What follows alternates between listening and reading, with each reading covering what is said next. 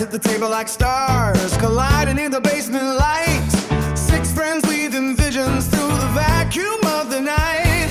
We orbit the junk heap, where the scrap metal glows. In the world of intergalactic space, garbage anything goes. The prince is on the run with a smirk and a stolen key. Tucker's got a secret and a streak of vanity, while Triton counts the fuel cells with a temper on a wire. Just one witty comment sets his logic on fire.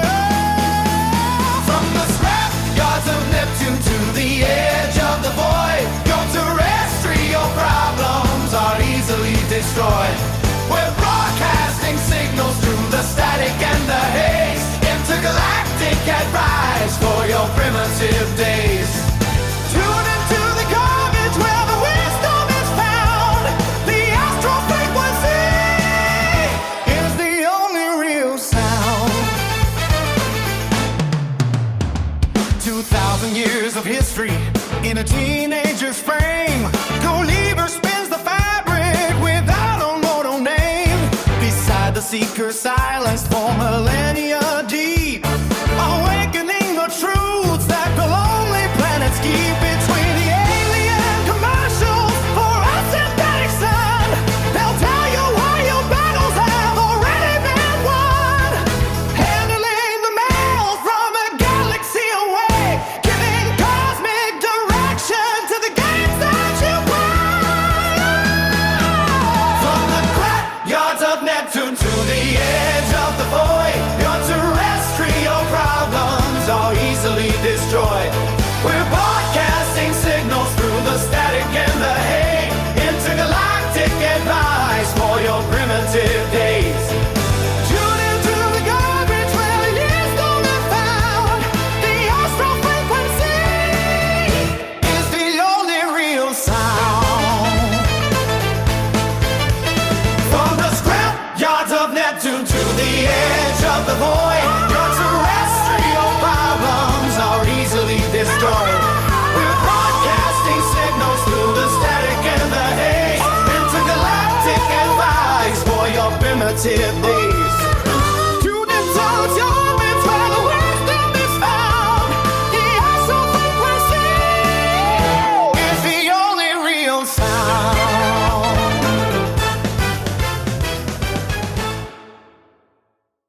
Good morrow, Earth scum. Lucia is sick this week, but that's okay. The Seeker has this covered, That's right. Tucker and I will read the stories. and the Seeker is going to give his best advice. Lucia wanted to be here, but sadly, her voice isn't up to what she would consider recording standard. Next week she will be back, and it won't be so difficult for her to speak. Don't forget to support us if you enjoy our content by liking the episode, leaving a comment, and subscribing. Don't forget to check us out on TikTok at IGSG Earth Scum Legion, and our two YouTube channels, Earth Scum Media Reacts and Astral Insight Earth Scum Legion. If you want some cool media reviews and script readings, don't forget to check out Mindframe Takeover as well. Now, let's get into it, shall we?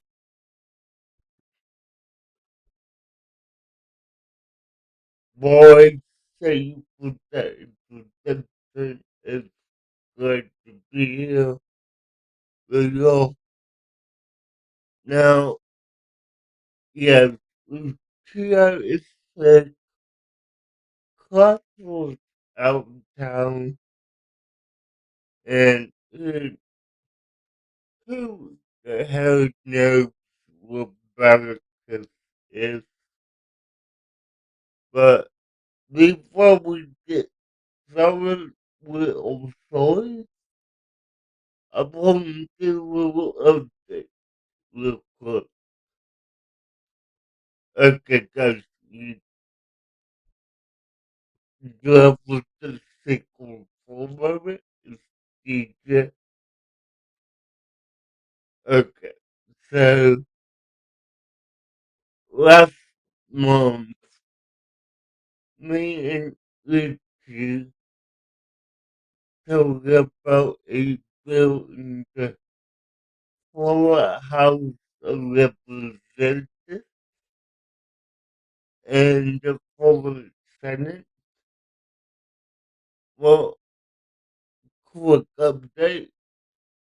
The House bill has moved past both two committees and it is on to its sole committee.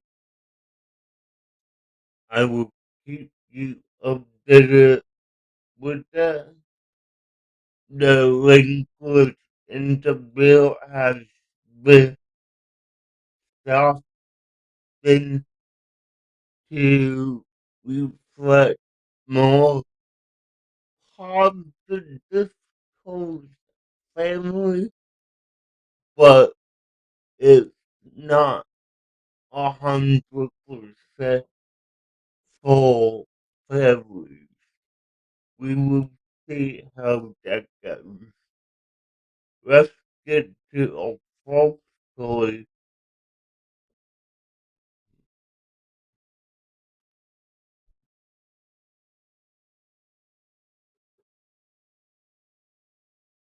Am I the asshole for picking at my dad-in-law's food and not clearing my plate? Okay, my prediction for this is no, because I know some families like to do that, and I mean, it really depends on how well you know your father-in-law. Now, let's see what the list is. Okay. My dad-in-law is Indian. This is relevant. And I have never liked Indian food. It is fine, but I really don't go out of my way to eat it. My son and dad-in-law host dinners sometimes, and when I go, I grab a plate and just eat a bit.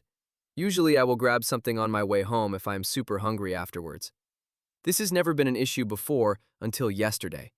We went over for dinner and she made a green curry. I took some rice and some curry and ate a bit of it. I didn't take too much. It was very herby and I just didn't like it. I went to help clean up and dad-in-law made a comment that I didn't clear my plate. I just told her I wasn't very hungry and I thought that was it. She texted me yesterday about how it was disrespectful to not finish my plate and I am not welcome back until I am willing to finish her food. I talked to my son and he told me I was being disrespectful and to stop being picky and clear my plate. I told him this is silly that you are trying to force me to eat things I don't like a child. I asked if he would rather me not grab anything and just sit there. He told me no. He told me I need to apologize, and I really don't want to. I will if I am being rude, but I don't think I am. I'm not complaining about the food and even eating it even though I'm not a fan of most of the things she has made. Edit. I have mentioned it politely once that I am not a huge fan of Indian food. I just don't find it that big of a deal to have dinner once a month with food I am not a huge fan of. Okay, I'm confused because she's saying, well, it's saying that in law and see,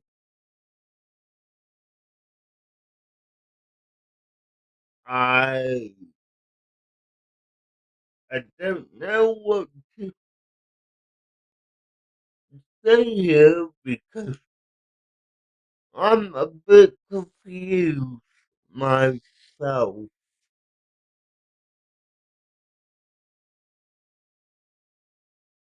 Um, I don't see you the asshole, but I post I personally can't tell at this moment because it doesn't make sense to me. Let's move on.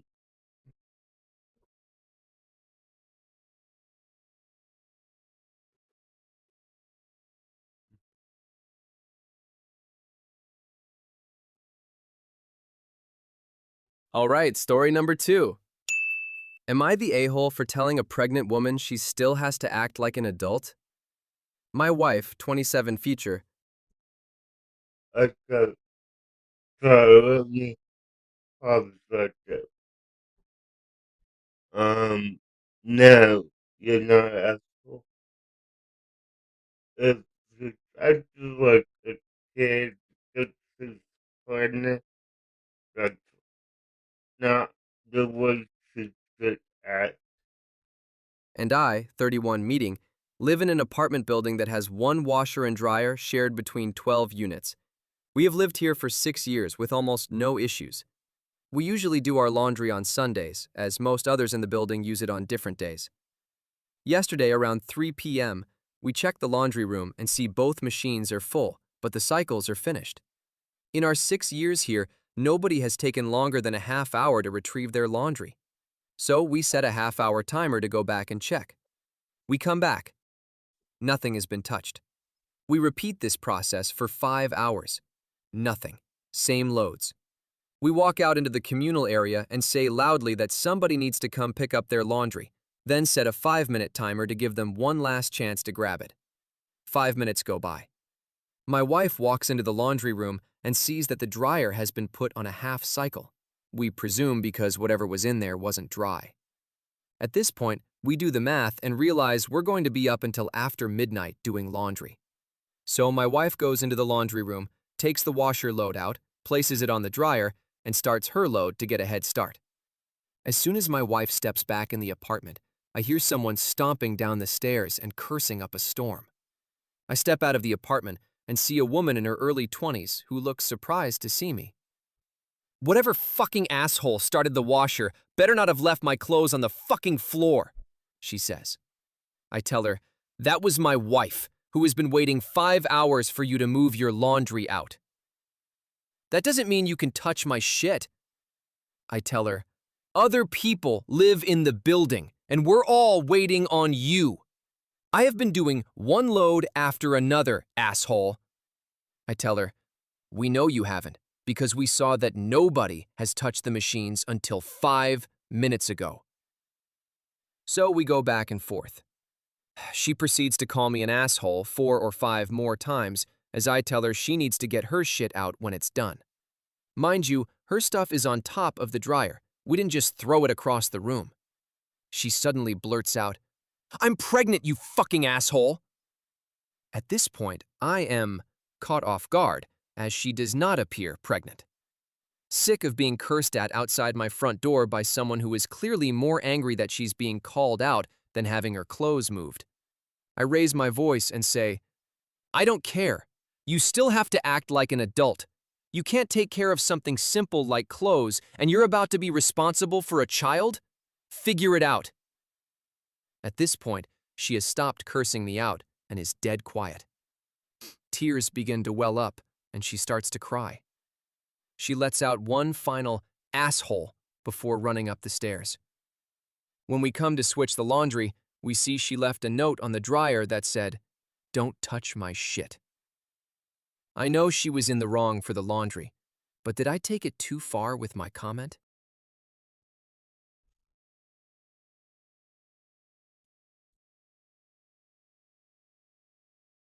I'm good. So I'm gonna say no, but there's a part to the story. Let's listen to it.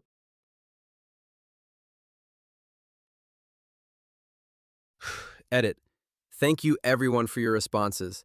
This got way more traction than I expected. Here's a few more things to help you understand the context based on common questions in the comments. There is a sign posted that tells people to empty the washer/dryer as soon as their clothes are done. We also get regular reminders emailed to us by the apartment complex.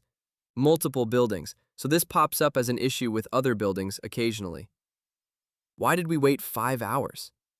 Two reasons. It's a slow Sunday and we have other stuff going on.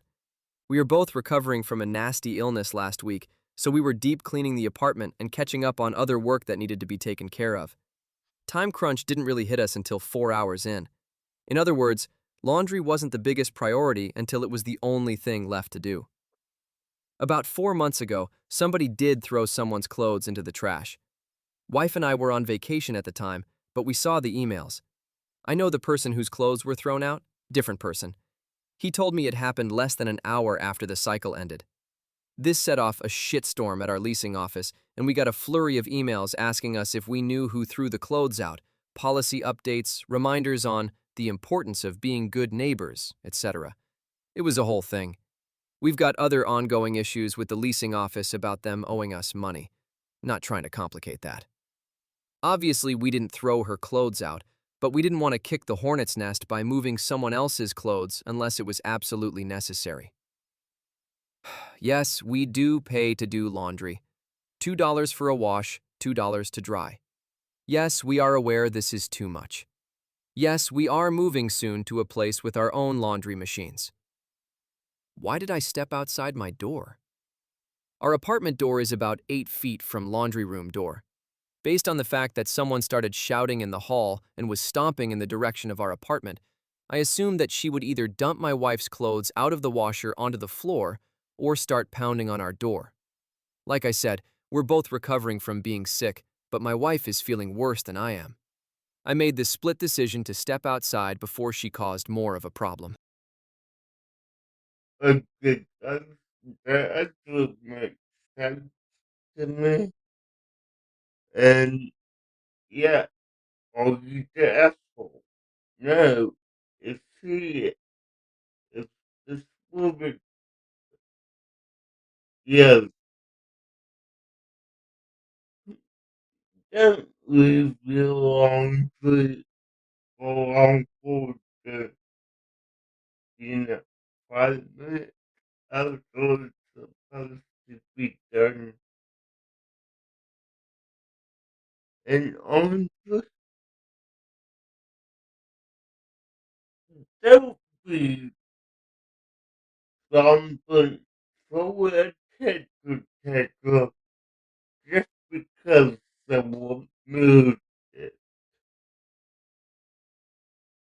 If it's a shared communal space, respect the rules in the building.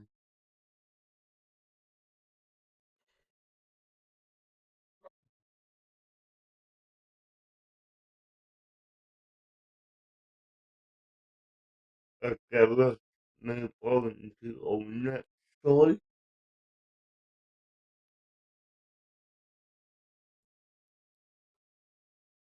Am I the asshole if I want to break up over how he reacted to marriage questions?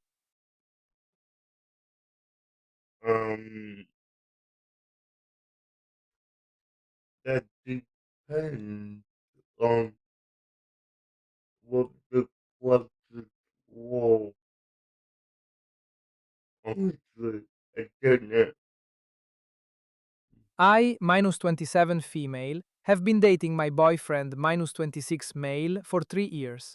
I am from a small town, and so I know things have changed generally, but in my town, there is definitely marriage expectations somewhat soon. Most of my friends are married. We live a few hours outside a big city, so that's just what it is out here. I feel like we are very close and we live together. We share an apartment on his father's property, but I am a sensitive sleeper, and sometimes he stays out late, so he will sleep in the main house. It has a private entrance, so he won't bother his folks. It's not often, but maybe twice a month, which does make me a little suspicious. He does like to drink, but I have no reason to think anything is happening. He seems to act like his normal self and is a decent partner. About a week ago, I asked him casually what he thought of marriage and a typical timeline of it. And he was very harshly like, I don't think there's a timeline at all. I don't think about it. I kept asking and was like, well, when do you think you will? He said, I don't want to talk about it. It felt very aggressive and stuck with me. Yesterday, I mentioned it again. I said, hey, it's important to me to know where this relationship might be going. He said, it's going how it's going. I told him that I felt like he wasn't really answering these questions and asked if he saw a future with me. He said, I don't see the future, I just take it one day at a time. There was a long pause and then said, but I love you and you know that. I wouldn't say it felt forced, but it just seemed like that he figured that was the right thing to say. Ever since, I have a bad gut feeling. The only other detail I can notice is recently, maybe a month ago, he introduced me at a party with no context, just like, this is Katie, without saying I was his GF, and I noticed it. It felt odd. But it was just one time, and he has introduced me normally since as far as I have paid attention. Am I the asshole / any advice? Girl, what are you doing? Run. If Lucia were here, she would tell you that the situation at the party makes it seem like he doesn't want anyone to be able to find you if he is cheating. Mm-hmm. He's hiding something. Boy, good to you like that. How we feel look at, but I know there's some guys out there who just don't want to commit at all. And it's like you, no, but it's how they all and honestly, if he's not willing to have that conversation with you, even vaguely, he might not be one. I personally know a couple who recently got together and they have talked about marriage. Hey, I have talked about with them, so it really depended on you and your partner if they're willing to have that conversation.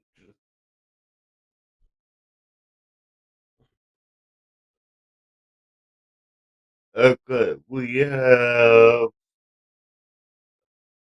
and now I think we have three, but we have four.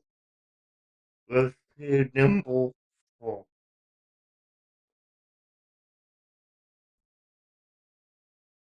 This last one reminds me of you. That's probably why Lucia picked this story. Because she knows you'll tease me and it'll make her a good story. Indubitably. Last story before the last segment. Am I the asshole for refusing to take our daughter out of school early because she needs more time to get ready than her brother? My wife and I just had an argument because she believes we should take our daughter out of school early to get ready for an annual event we are going to that ends at 8 p.m. I'd rather not name the event as she uses Reddit too. She believes our son doesn't need to be picked up because he gets ready fast. I told her I disagree that we should be taking our daughter out early and not our son. She said, okay, well, we can pick her up at regular time and be there late. Or better yet, not go at all. She says, because it won't be worth it because our daughter will take 1.5 hours to get ready and will arrive at the event at 6:30 p.m. and it's over at 8 p.m. I said, well, then maybe she doesn't need to spend 1.5 hours getting ready.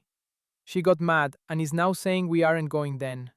I am also willing to go to the event for just 1.5 hours if that's all we get. But she said, nah, it's not worth it, we just won't go.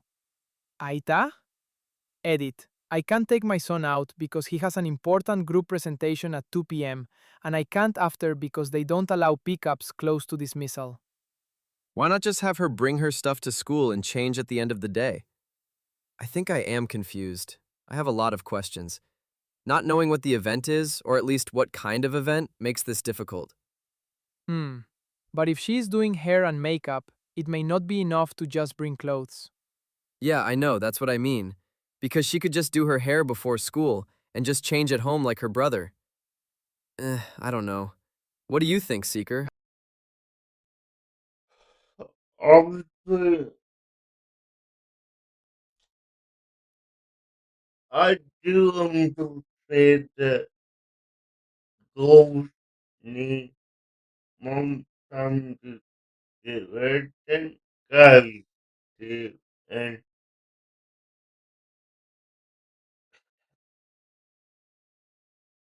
now it does depend on the person.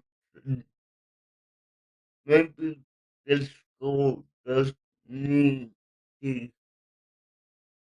take a while to get ready. That being said,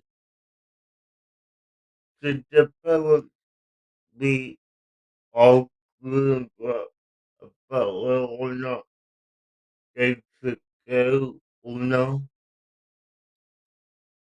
Honestly, in my opinion now, because the way I look at it, your kids will get it out of the house and they'll go have fun. If it's for an hour and a half or 3 hours, then it's gonna be different than you would way. Now, that's my thought on it. I I would need a month to figure out what all last is. Hey everyone, I was going to have Triton and Tucker do this one together because my voice still isn't exactly up to par. But you might hear my son in the background. And the more I talk, the harder it gets. We are currently dealing with something going around the house. Excuse me. But I felt like my son, after all of the research I've done today, with just everything going on, his voice in the background, his games, I don't mind because this topic today is it's going to be rough. And when I tell you these facts, I need you to understand that this is happening to thousands of families every day and the numbers have kept doubling since January of 2015. And it's becoming something very, very difficult for a lot of people to swallow. With that being said, my topic of interest today is going to be the I.C.E. hearings and ICE and their practices in general. People have been finding them unconstitutional, from lawyers to news reporters, journalists, even our own administration who once supported MAGA. The state I come from, Connecticut, my senator, Richard Blumenthal, spoke in court Monday. I believe that's February 21st of 2026, and he spoke to Robert Schwenk. And I wanted to read the many notes I took, or at least some of them, and talk about them with you guys because there are some facts about ICE and DHS you might want to be aware of and how deceiving they've been. And this is really important to me as a Hispanic American who's been here since birth, because now it feels like not just me, but many other people who have been here lawfully or through birthright are at risk. And I've had enough. I have to say something. One of the first things I want you to hear was the opening to Robert Schwenk's testimony, because this shows just how uncomfortable most of the people, meaning whistleblowers, who have come forward, feel about ICE and the practices, that they have been, I guess, I want to say carrying out, but really it just kind of feels like they've been invading our rights since day one. So realistically, I think this is my perspective, and you can shut this off right now if you don't agree with me, but they are homeland terrorists. And I refuse to see them as anything through such, or as such, under Kristi Noem's rule. I just don't. So allow me to read this bit of his testimony. This is coming from Mr. Ryan Schwank. I swore an oath to uphold the Constitution when I joined ICE on August 1st of 2021 as an assistant chief counsel. I followed that oath for 4 years until I resigned on February 13th of 2026 so I could speak to you today. Did you hear that? So he could speak. So not only is ICE trampling the rights of everyday citizens, but even the freedom of speech that their people have, to speak about just the things that they do on the daily, the things that they're carefully and tactfully and unlawfully carrying out that they're telling these ICE agents to do. Now, in his testimony with all of the other senators, he calls ICE deficient, defective, and broken. And we're going to get into some of the reasons why. And the first one being, on his first day, he says, let me quote this, "On my first day, I received secretive orders, sorry, I apologize, I'm not quite with it, but he says, on my first day, I received secretive orders to teach my new cadets to violate the Constitution." Now, one of the things that bothers me about this is the fact that it was so secretive. He was not allowed to utter a word, which is fascinating to me because if it breaks the law, you should be able to do that. Anyone would think that their everyday American right is basically, if you see something, you can say something. But if our own ICE officers or just military officials, even officers of the law, are being told to carry out these orders and not say anything about them, knowing that they are unlawful and unconstitutional, that poses a problem not just for the people being detained, but the everyday average American citizen, such as yourself. It has nothing to do with birthright citizenship anymore, and everything to do with whatever it is they're trying to enforce as some sort of dictator regime. Nobody is safe. Now, one of the other things I'd like to talk about as we continue are the training hours. And I have many notes on this. Give me just a second to pull up what I have for screenshots from actual articles, as well as the notes I took because of this meeting, which helped me, and it should help you too. Watch that hearing with Richard Schwank, because there are questions I now have that I didn't even know I had before he even started talking. And when he was done, I had so many more about what DHS and ICE are hiding from us that they will not tell the general public about the ICE agents' training. It's vital for us to know. So I'm going to read to you a little bit of what ICE training should consist of. And we're going to get started with some training components, some really important ones. One being firearm and tactics. Extensive training on duty weapons for specialized weapons teams, which is SRT, and advanced breaching, and for some, hostage rescue, which you would think is important. Legal authority, instruction on immigration law, search and seizure, and for some, rules of evidence, which is really, really important. Evidence. Because if you are unlawfully arresting someone, you kind of need the evidence to back up why you've even arrested him in the first place, which kind of makes it unlawful. But anyway, physical conditioning, Candidates must pass a physical fitness test, PFT, upon entry and, again, to graduate. Examinations requires passing 4 written exams with a 70% or higher with the limited opportunities for remediation, which is fascinating to me because when I took my ServSafe, which is completely different, I get it. But if I have to pass my ServSafe, and this was back in the day, back when I was in high school, I went to technical high school, if I needed to pass that with, I believe it was back then, it could have changed now, to a 75% or higher, that's crazy to me that ICE agents only need to pass at a 70% testing rate. If that were to just serve people food with my ServSafe certification, I would have failed.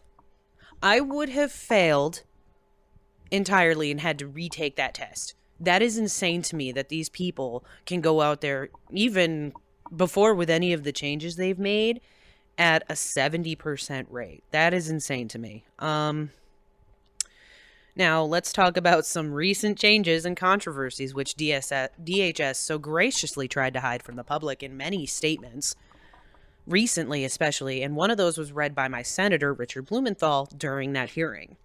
Now, reduced duration. Reports indicate that the ERO training for deportation officers was significantly reduced from roughly 20 weeks down to 42 days, 6 weeks, with critics calling the training deficient, just like Schwank said. Now, my first question about this discrepancy here is that, or controversy rather, is why on earth would somebody who is supposed to uphold the law, how are you going to give them 42 days of training and call that sufficient? That doesn't sound, that quite honestly sounds, as they've been describing it, deficient.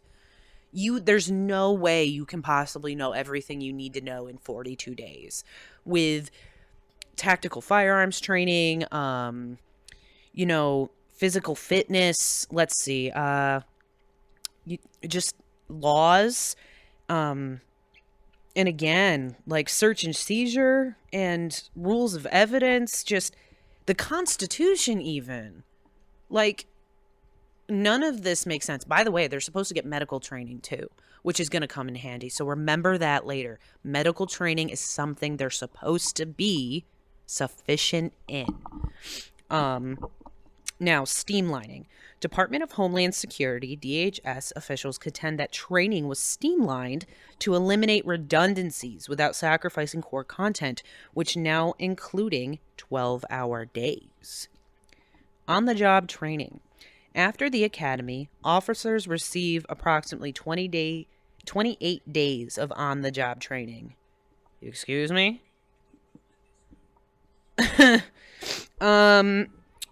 That sounds like a crock of shit to me. Because on the job, that is insane.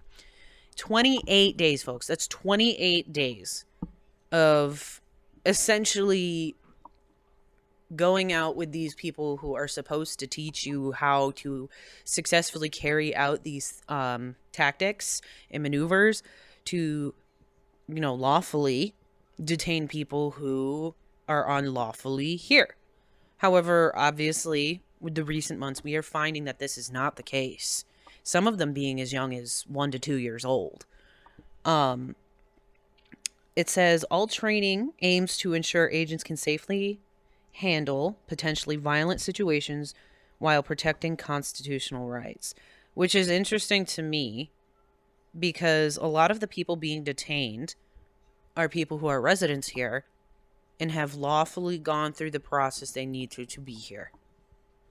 And that doesn't at all sound like they're protecting any constitutional rights, but, let's move on, shall we? In our friend Robert Schwank's testimony here, he says ICE cut 240 hours for vital classes out of the 584-hour program.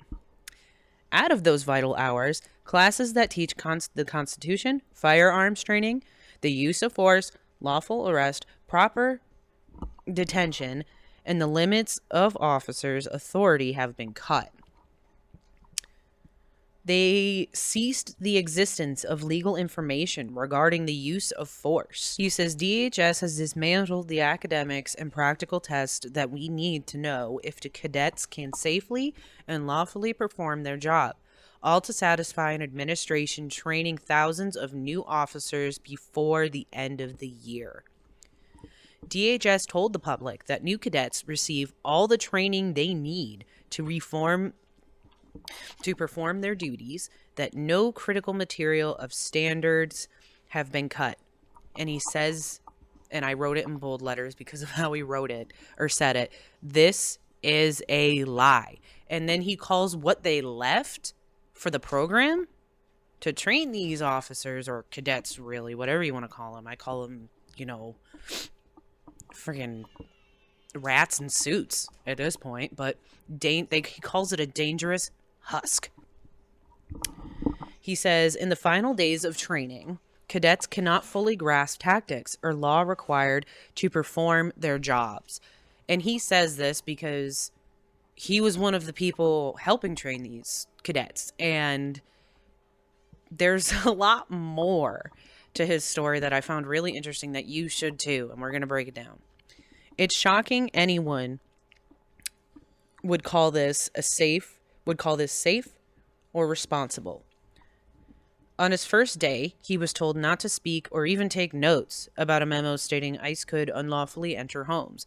He says he has never in his career received such blatantly unlawful orders, nor one conveyed in such a troubling manner.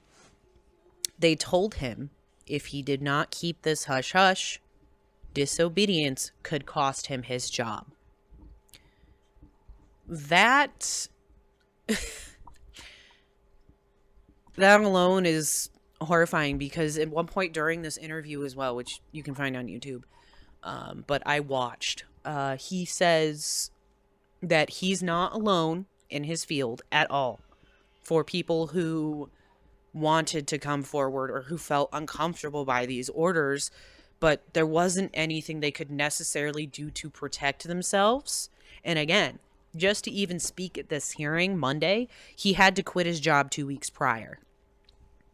So he goes on to say, deficient training will lead to unlawful arrests and distrust with the public, which is why I'm here, because I am one of those people, and he's definitely not wrong. I even have an app on my phone, which everyone might find useful. It's called Ice Block, and it helps you keep track of where you've seen ICE sightings or where anybody else has seen ICE sightings. And I've had this since the beginning of our dictator's rule. The orange Cheeto from wherever it is he fucking came from, because I don't care. All I care about is how unlawful this entire friggin' regime is. But, let's see. Now, there's another part to this story that I actually found digging through, all of this. And before we get into that, I want to read some of the things my senator had asked about to Robert Schwenk during this hearing that I think you guys might not enjoy, but at least want to hear about. Now, this comes from an article, actually, that comes from a newspaper in my state called, oh my goodness, it's called the Connecticut Mirror. Now, Blumenthal's office, and this is a quote from them, you can find this article on their website too at ConnecticutMirror.com. It says, Blumenthal's office said Schwenk was one of two anonymous whistleblowers who came forward earlier to disclose a new ICE policy authorizing deportation officers to forcibly enter an immigrant's home to remove them from the country, even though they didn't have a warrant signed by a judge. And then this article also goes on to say his office also released dozens of pages of documents related to the training of new deportation officers, noting the disclosure came from whistleblowers.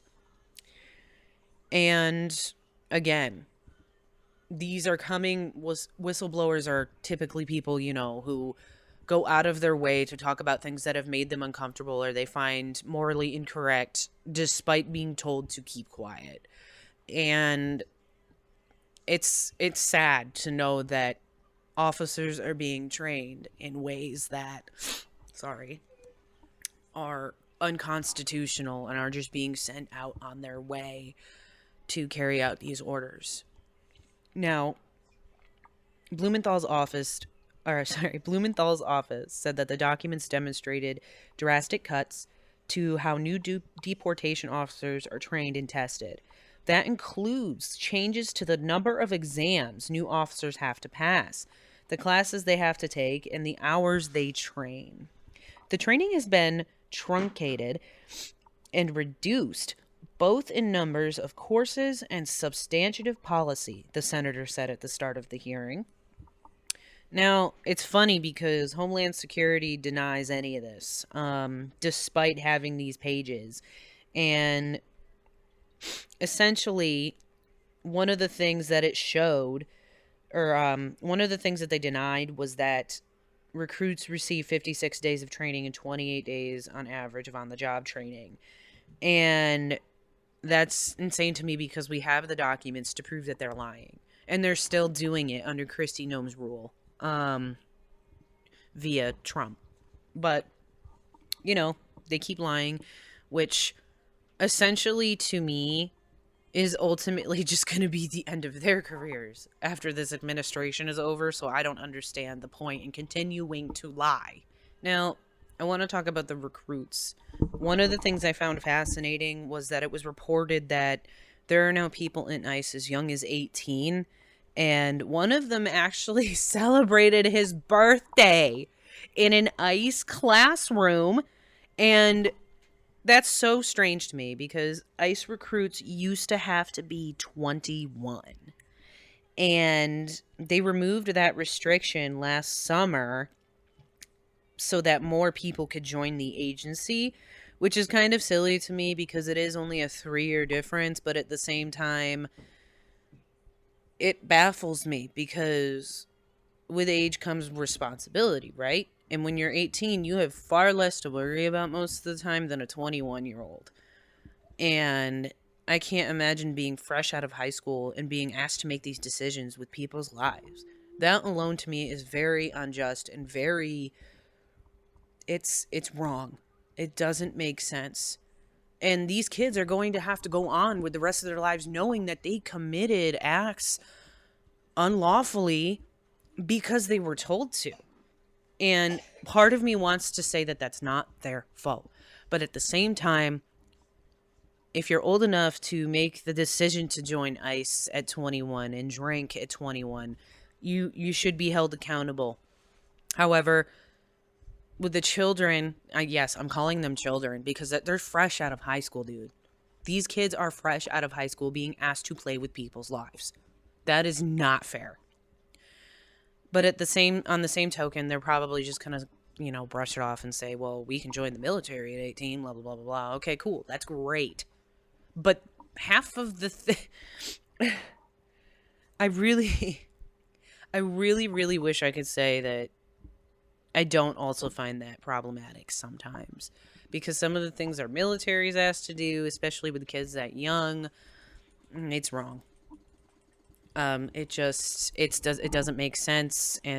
But that's my own personal opinion. But if you have a kid in the military, I'm glad that, they went on a path for them that felt right, that, they're serving our country, and I thank them for that. So don't think that that's what I'm saying at all.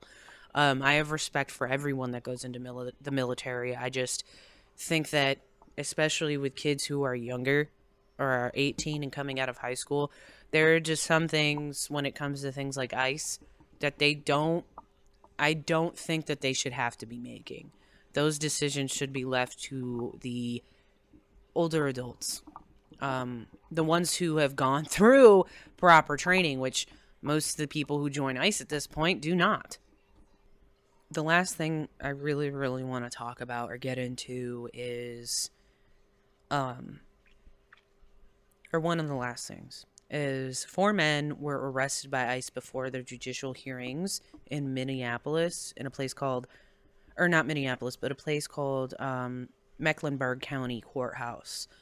And the attorney representing one of the guys says that his client was detained by ICE before he could even be able to get into the hearing to testify against what ICE was accusing him of. These 4 men were Elder Andrade, and I'm sorry if I'm botching this, Nascimento. That might be more of an Italian way that I just said it. I apologize. Then we have Cercin Molina, Nestor Ponce Rivas, and Alfredo Zocua Zilama? I am so sorry again if I have botched these names. I'm reading off of everything I've researched into. But 3 of them did have active cases relating to domestic violence, cocaine possession, DWI, and traffic violations. They were unable to testify under the law when ICE detained each of them to prove or disprove their innocence. And now people are afraid to come to the courthouse to defend themselves at all, which I can understand, because if you're it's supposed to be innocent until proven guilty. And these people are yoinking people out of courthouses and in front of them before they can even testify with a judge to protect themselves. That alone is unconstitutional. That doesn't even make sense. Watch, and these are all these ICE agents doing this are going to be the same ones coming to the courthouse saying the same thing. Well, innocent until proven guilty. I think not. I think all of you at this point are guilty. You have all done things that are so unconstitutional, so inhumane, that you need to be held accountable. You need to be thrown in jail or prison or whatever they deem necessary at that point in time, because you knew. You knew that all of this was unconstitutional, unlawful, dangerous, and you were hurting families across America without a second thought about it because of a paycheck. Those people were numbers to you. Those people did not matter more, which is insane to me, because a life is so much... Your life alone is worth more than that paycheck, and you are putting it at risk by carrying out the orders that these people are telling you to carry out, and you should be ashamed of yourselves. At this point, you should all be doing what Robert Schwank has done. I'm sorry. I can't. I'm making sure I'm saying his name correctly because now I'm just fired up. But Ryan Schwank, you should be doing what he did and resigning right now and testifying. If you want any chance of saving yourself, testify. Do what it takes to come forward and be a real American and defend the people that are here lawfully, all of us, because let's be real, you can't be illegal on soil that was stolen. And I'm just going to say it flat out. We are all on stolen land. You cannot determine what makes a person legible to be here when your training has been cut in half. And a lot of the classes, come on now, like one of the most important classes to me that was cut was, let's see, there it is. And this is coming again from an article from my state, the Connecticut Mirror. It says some of the documents that Blumenthal's office got show that ICE is eliminating over a dozen practical exams. And one of those classes is called the Use of Force Simulation Training. Are you serious? You don't even have the proper training to put hands on anyone. And you're out here detaining people with batons, pepper spray, guns. Like, or is it this one case we'll get into in a minute, a battering ram at someone's door? Like, none of it makes sense. None of it makes sense. I can't wrap my head around it. And I don't know if you guys can either, but I don't get it. Now, there's a little last tidbit here I'm going to say about this before we get into my main last issue with ICE is, now, they've been given orders to detain those who are in the courthouse or outside of it if they are under investigation by DHS, despite DHS again saying they have not unlawfully detained anyone, as they may have more info on that than what is, seen through our own typical everyday justice system with, the law in whatever state you're in.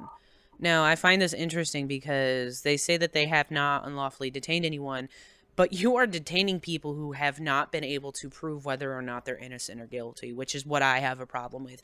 Because whether or not you have that information, what's the harm in letting them test?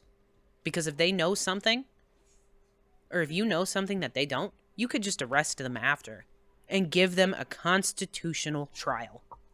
That doesn't make any sense to me, especially when these people have not done anything violent. Again, that doesn't speak for whichever one of these men it was with domestic violence on their record, but the rest of them were not violent. Now, let's get into the major topic, which some of you might be a little upset about, but it's one of those things that just kind of needs to be talked about. There was a case in Minneapolis that was mentioned in this trial with Ryan Schwank. In Miss Gibson Brown's case, automatic rifles, combat fatigues, helmets, and military operation were used to invade her home. Now, the person detained was not a fugitive.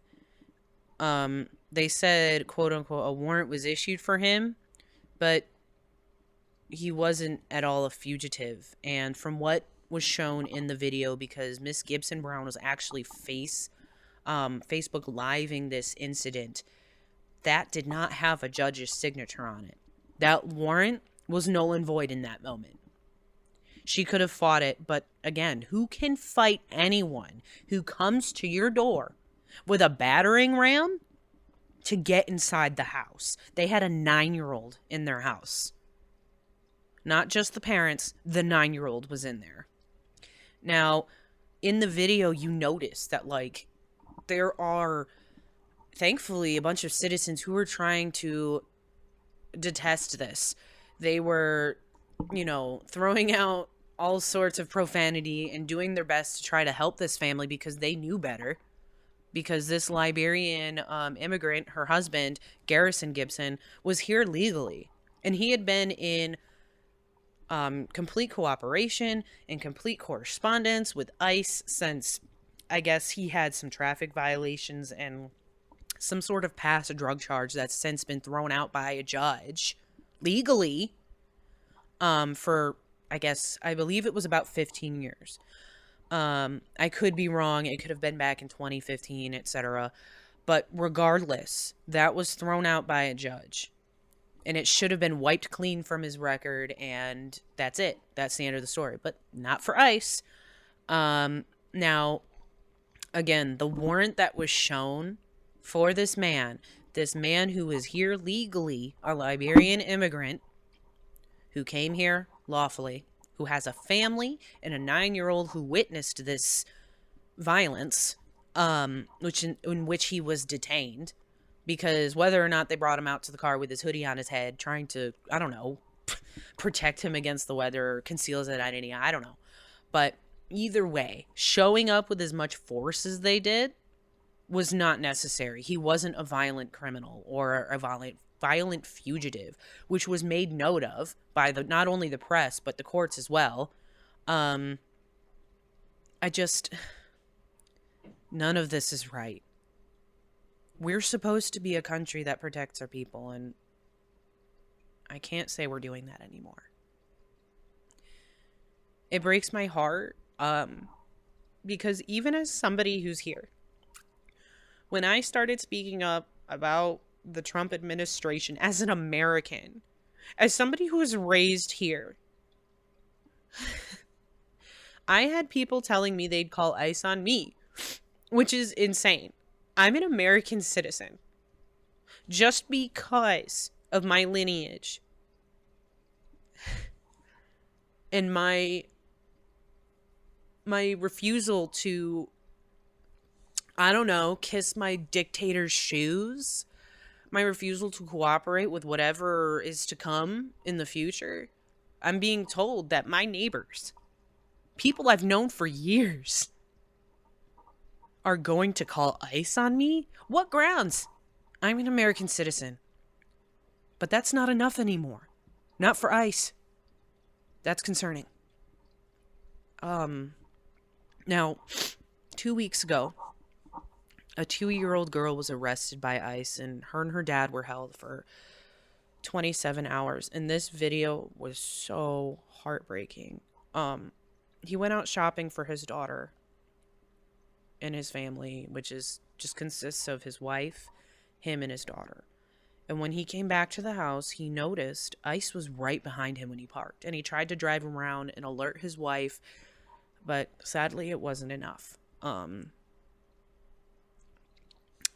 Now, this man, who I'm not going to give the last name because I don't want him and his daughter to, and I know they're in the media, but out of respect for them, it's Elvis and Chloe. They are from Minneapolis too.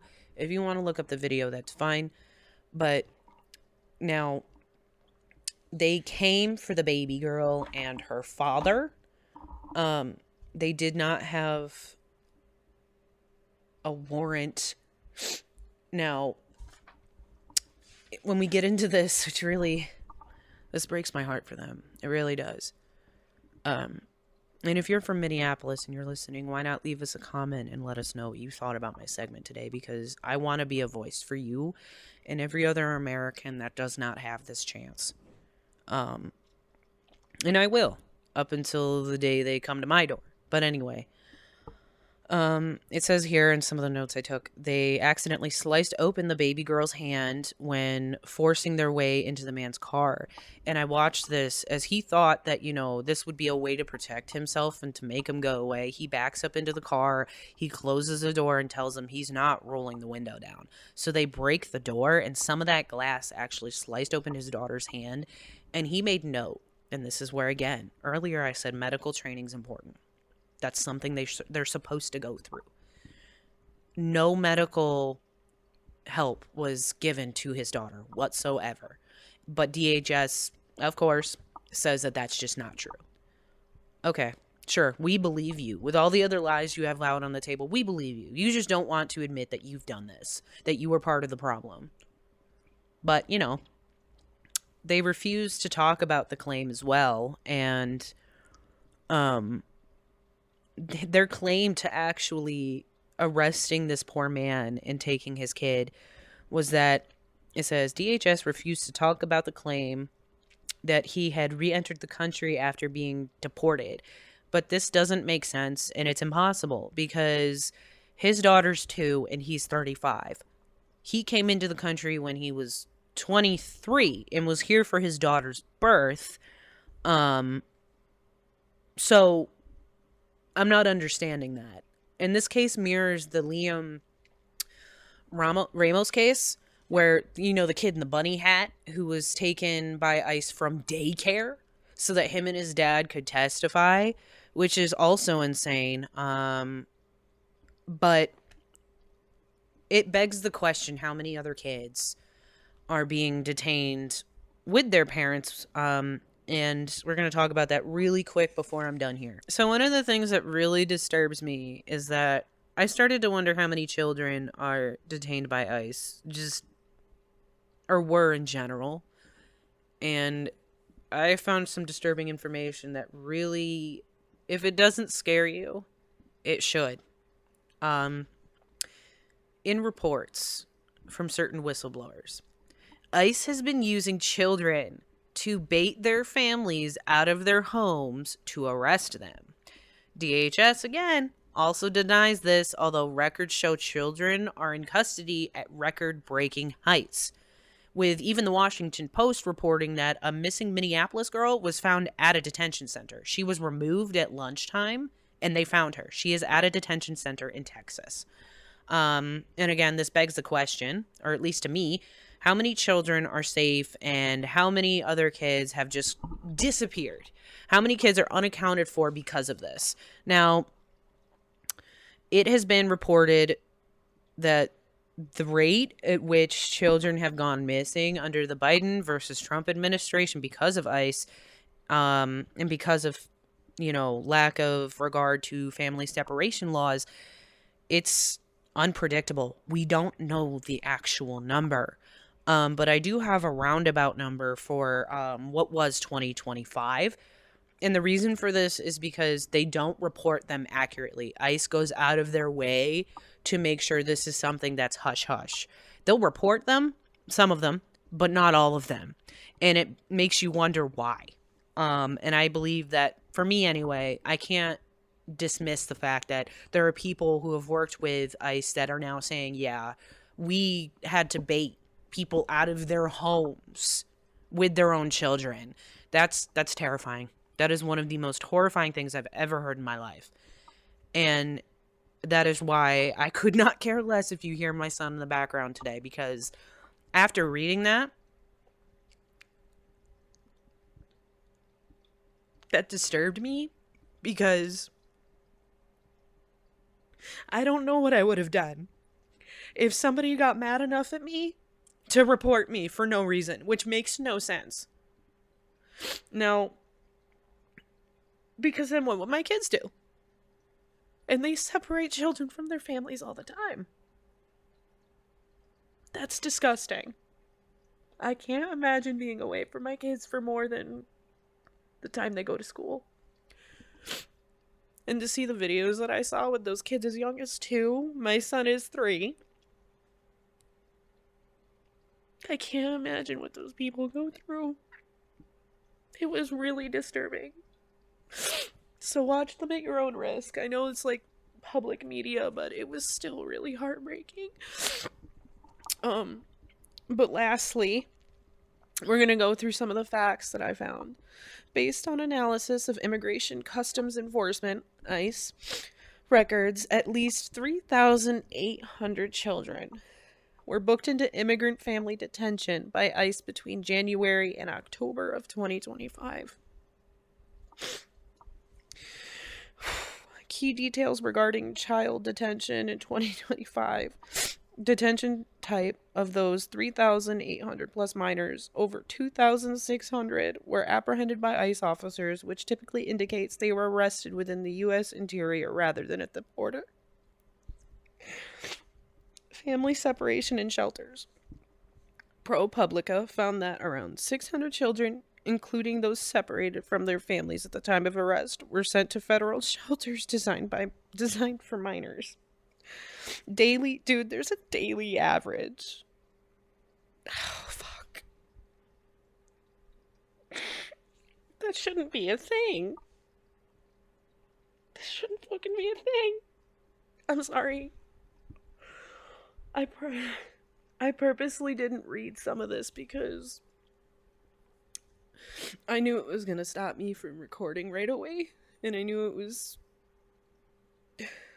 painful as a parent, so I just decided I'd wait. But the daily average, the number of children in ICE detention on an average day increased more than 6-fold following the start of the new administration in January of 2025, rising around from 25 per day in the prior period to roughly 170 a day. Think about that. That's more than most elementary school, like first grade or like first to second grade populations. That's crazy. Half of an elementary school a day. That's crazy. Youngest affected. Detained minors included infants and children as young as 1 or 2. These figures reflect a significant increase in the detention of minors and families compared to previous years. That's disgusting. I hope you've enjoyed this segment, or at least understood the reasons why I wanted to talk about this and report on it. I want a better America. Was America ever great? I don't know. But it sure as hell used to be better than this. At least for a little while. Let's just hope that at the end of this presidency, this is it. Because honestly, I don't know how much more of this I can take or any of us should take. I do not want to call for revolution over dumb things. But when is enough enough? They are taking your children to bait you out of your homes. Is that not enough? I don't understand. And I don't think I ever will. But one thing's for sure. After everything I found out today, I'm going to be holding my kid that much closer to my heart. Because if anyone ever comes to my door, which, by the way, they can do now, they can come door to door, which is cool. If you didn't know that, so you might as well prepare for that, because it can happen anywhere now. If they come to your door, you're going to want to protect yourself. Because again, somebody has to protect our children. Between the Epstein files, between ICE, even budget cuts for education, dude. Somebody has to protect our children. When does that happen? And for me, it's going to start now. This is the first thing that you've heard me speak about this controversial. And I hope you learned something today. At Astra Earth Scum, I'll see you at the end of next month as Lucia Lamero, my actual name, which is short for Luciana Lamero. But I hope you enjoyed this. This is me corresponding from Connecticut, and I am out.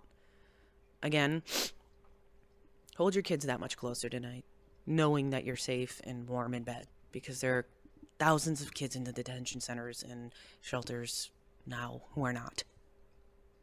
We love you here at Earthscum Media. And if you need to know anything about your rights, I'm going to link some stuff in this episode to make sure you know your rights, because it's important. And I even have the Constitution printed out in my home. But see you later. Have fun with the next month and just be good people. Stick up for yourselves. Take care of your neighbors. And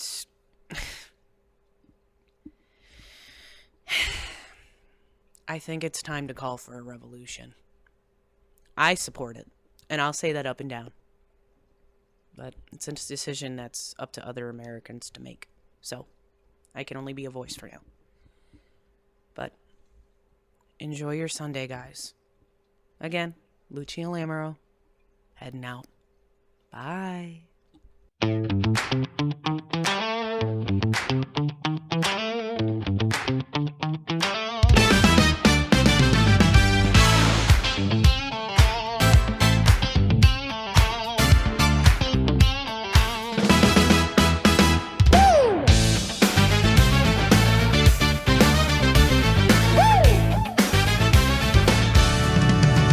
The dice hit the table like stars colliding in the basement of light. Six friends weaving visions through the vacuum of the night. We orbit the junkie where the scrap metal glows. In the world of intergalactic space, garbage, anything goes. The prince is on the run with a smirk and a stolen key. Tucker's got a secret and a streak of vanity, while Triton counts the fuel cells with a temper on a wire. Just one witty comment sets his logic on fire. From the scrap yards of Neptune to the edge of the void, your terrestrial problems are easily destroyed. We're broadcasting signals through the static and the haze. Intergalactic advice for your primitive days. Tune into the garbage where the wisdom is found. The astro frequency is the only real sound. 2,000 years of history in a teenager's frame. The weaver spins the fabric without a mortal name. Beside the seeker silence for millennia deep, awakening the truths that the lonely planets keep. Between the oily and commercials for a synthetic sun, they'll tell you why your battles have already been won. Handling the mail from a galaxy away, on to the games that you play. From the scrapyards of Neptune to the edge of the void, your terrestrial problems are easily destroyed. We're broadcasting signals through the static and the haze, intergalactic advice for your primitive days. Tune into the garbage where the wisdom is found. The astral frequency is the only real sound.